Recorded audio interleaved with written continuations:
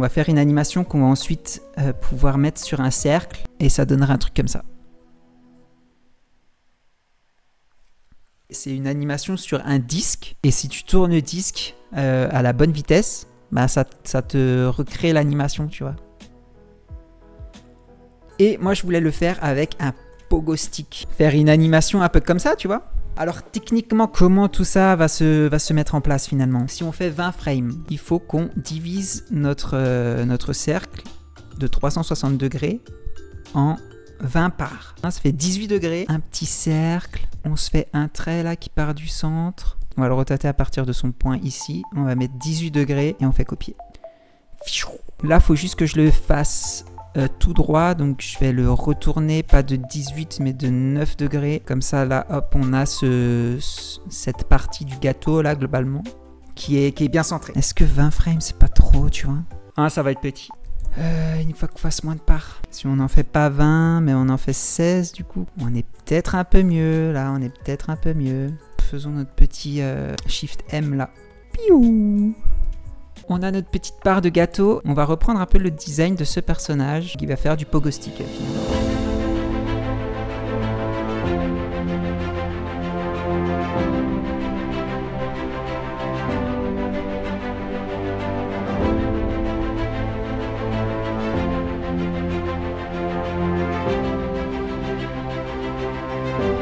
On va faire de l'anime de tracé à fond la caisse. Ce qu'on va déjà faire, l'anime, on va le mettre dans notre main. On va faire déjà tout le cercle de notre main. Comme ça, petit à petit, on pourra voir si ça rend bien. Là, je vais mettre mon petit point d'ancrage qui est ici. 18 fois index. Ah non, c'était plus de 18 degrés. C'était combien finalement? 22,5, autant pour moi, autant pour moi. Oh là là là là là. On va lier tout ça à un nul. Le nul, on va le centrer. On va le scale. Alors là, on va prendre ça finalement. Et on va le mettre en modèle alpha tout au-dessus. Comme ça, là, c'est plus propre. Ouh, ça va être pas mal, ça va être pas mal. On va mettre un paramètre glissière. Et là, on va faire time fois le paramètre glissière. 1 sur le curseur égale 1 degré en 1 seconde.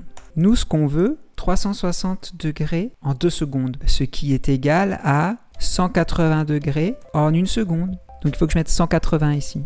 Tac, comme ça on peut faire exactement la même animation que notre Daniel Christensen là. Hein. Par contre, attention, notre comp ici, il faut la mettre en 8 frames secondes aussi. On va faire ça en fait. Sur chaque comp, on va geler l'image. On se décale de 1 frame. Sur celui-là, on fiche l'image. Et on aura fini notre mise en place. Alors, on va voir si ça marche avec une animation de bille. Donc, normalement... Oh, oui. Oui. Ça fonctionne. Maintenant, il va falloir faire des contrôleurs pour plein de choses. Il va nous falloir un contrôle pogo stick. Qu'est-ce qui sera toujours attaché au pogo stick? Ça va être les poignets et les mains. Barre horizontale, pogo stick et support. Donc la boule et le ressort sur un autre truc. Comme ça, on va pouvoir gérer ça, quoi.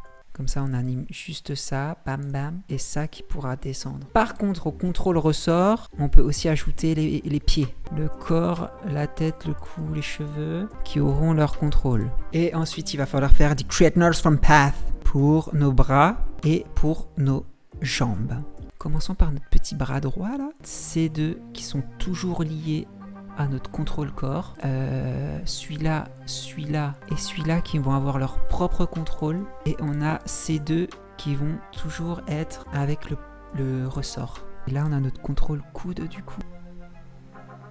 Ouais, coolos, ça va être bien.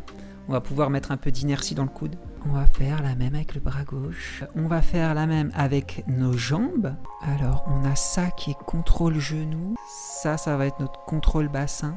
Ah merde, j'ai oublié de lier cela. Contrôle bassin aussi. Ça, on va pas s'embêter. On va le lier à contrôle ressort directement. Maintenant, il va nous falloir le corps encore.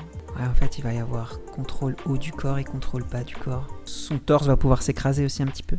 Et on refait le Nurse from Path. Donc on va lier ces 4 là à haut du corps et c'est là à bas du corps. Du coup maintenant, ouais c'est mieux.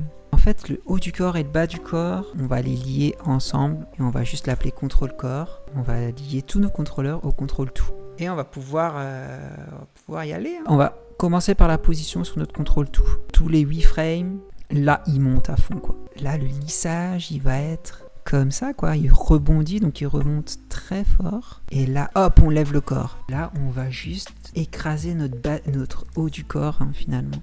Là, notre haut du corps sera normal et ici, il sera écrasé. Notre contrôle ressort ici. Ici, il est plus bas. Alors, on va faire position plus rotation sur nos coudes.